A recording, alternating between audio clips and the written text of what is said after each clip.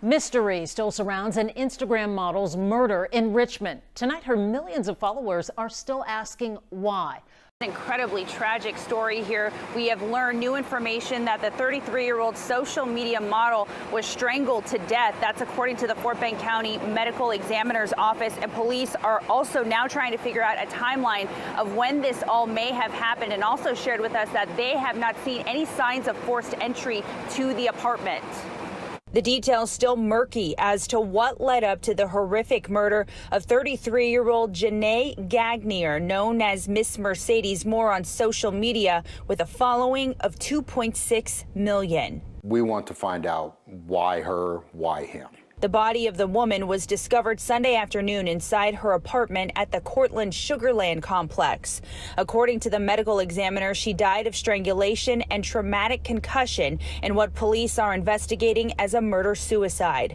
A second body also found. Richmond police say it belongs to this man, 34-year-old Kevin Alexander, who died by suicide caused by multiple sharp force trauma. We found her in her apartment doing a welfare check. People haven't heard from her in a couple days. It was the woman's family that called police asking for a welfare check on Sunday.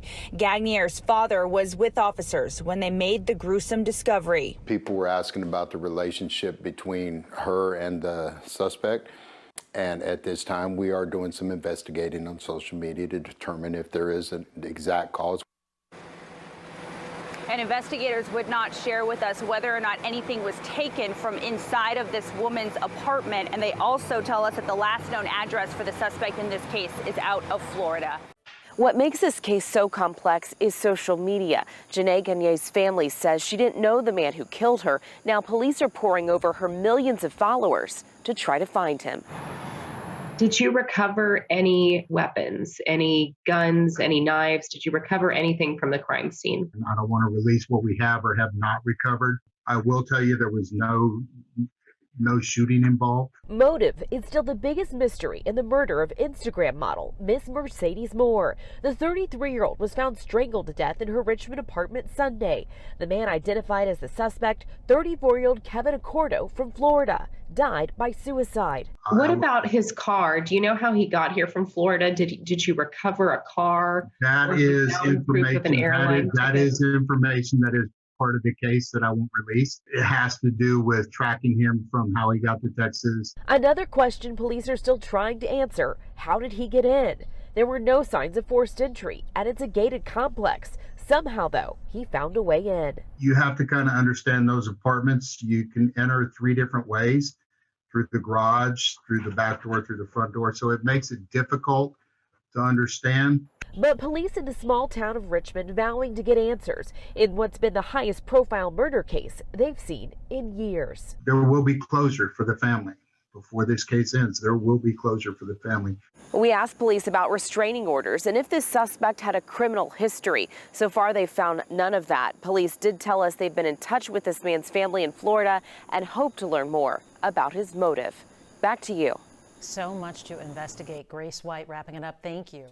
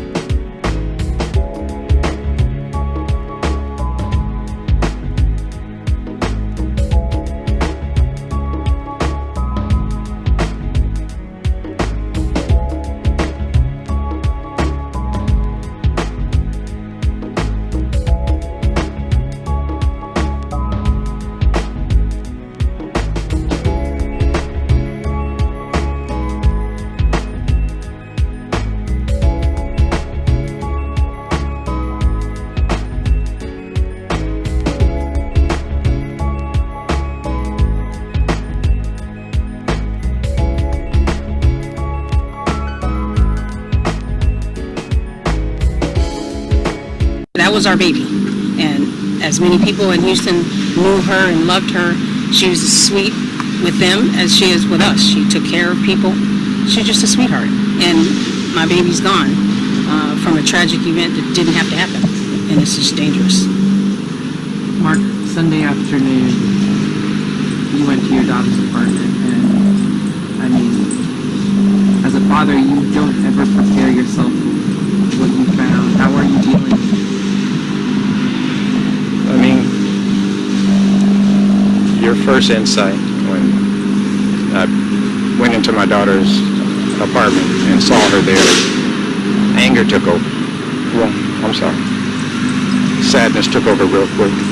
My girlfriend, bless her little heart, at the time ran upstairs, saw the guy still in there. Anger took over. And she's crying hysterically. I'm mad as can be, especially because the guy's still up there. My girlfriend later on asked me, why didn't you cry at first? And I said, I didn't cry because I was so mad and upset that this guy, even though he was committing suicide at the time, was in my daughter's house. My daughter's dead on the floor. And I don't know what he did. You know, I just knew that it was somebody that my daughter doesn't associate with, and not because of the person he was or is my daughter. We keep her private. Nobody, not even her real friends, really knew her name. I've moved my daughter 3 times just because of my insecurities and the freeze, of course, but she doesn't have friends by her house.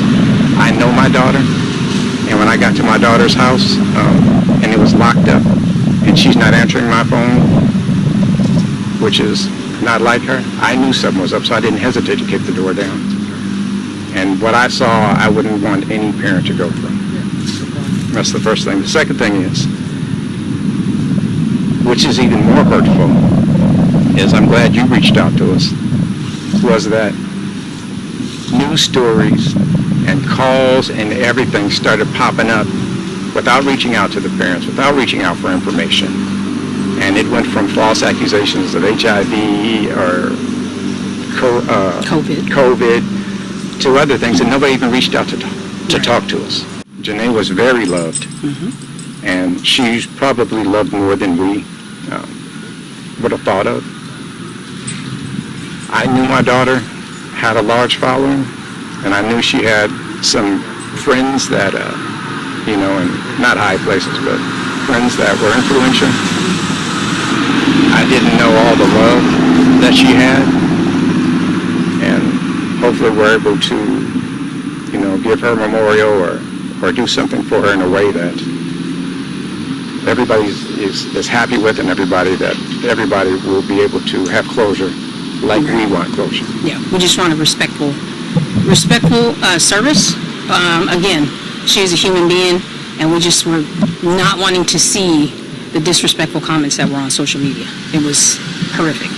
Tell us about the side of Jenae that most people don't know. People who are just a fan of her, loved her beauty, her pictures, her expression on Instagram. Tell us about the Jenae that you all know. She's my baby. She was so kind. I mean, she was just always, I will say she was very, very protective. Very protective of us, I will say that. She was definitely protective of her mom. I mean, I could never say anything, not that I would, anything about her mom without Jenae saying Dad, or anybody actually, without saying Dad. Jenae was her mama's baby. Jenae was that attitude and that directness was me. Jenae was funny, she was goofy, and she was always a good time. The whole family, I mean, is Jenae going to be around? Is Jenae going to be around? Is Jenae going to be around? Because Jenae was just the life of the party, even with the family. Getting her to do things, I had to climb down her all the time, but that was my kid, and I loved it. Yeah, just a son, a ray of sun. She was just fun to hang out with. Hard-headed, but that was my kid, and I loved it. Mark, for you, although it's not your fault, how do you kind of deal with that pain? I told, and my youngest daughter, and Jeanette are close, and she took it bad. And she would normally call me if, like, Jenae Jeanette could not answer her call. And me and my girlfriend had left for 2 weeks. Jeanette called me before I left on vacation and said, "Daddy, I'm moving. I need you to help me move." And I've been helped her move so many dang times when back hurts. But, and when you get back, I'm moving to a new house. I need you to cook me dinner for the week. And that was always the joke with Jeanette. Jeanette wanted dinner every other week, and she wanted smothered chicken for some odd reason. She couldn't let me eat. I think she's burnt out on seafood, but I wouldn't have kicked the door in if I didn't know something was wrong. And what I saw did not surprise me at that moment, because I knew something was wrong. That's not my daughter. She would call me all the time, talk about, "Daddy, I'm checking on you." And I'd be like, "No, I'm checking on you." You know, that was our little joke. And I knew something was wrong as soon as I got there. Yeah, she didn't just not answer. That's not. Yeah, she does not answer. At least her parents and her sisters, brothers. Yes. She was always responsive. So that was strange. So when I got the call that a friend hadn't heard from her and Mark hadn't heard him, okay, what's going on? So that's when I talked to Mark. And have you been able to stop thinking about what she may have went through? No, that's horrific. Being strangled to death is a horrible way to die. And my baby's gone. And it was horrible to even think about it. I try not to think about it. My first night, we got here at 3 in the morning, me and some of my good friends. I mean, I got good friends for 30 years. Went to the place because I kicked the door, and so after the police left, we had to secure the door and stuff. So we went in, just grabbed a couple of things, grabbed some paperwork and stuff, secured the door. I mean, it was just disgusting inside. And I prepared everybody because I had been inside.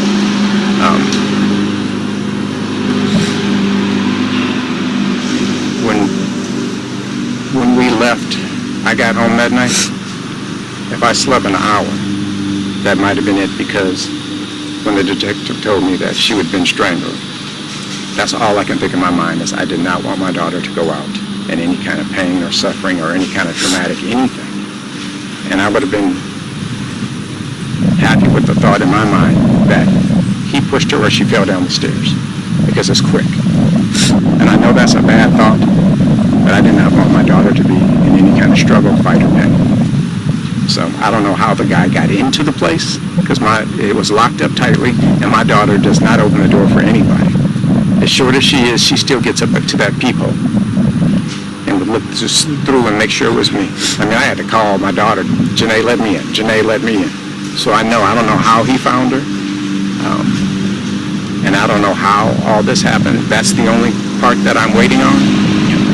I know what happened. I know my daughter's dead, and all this other stuff going on social media about she was shot and robbed and all the other stuff.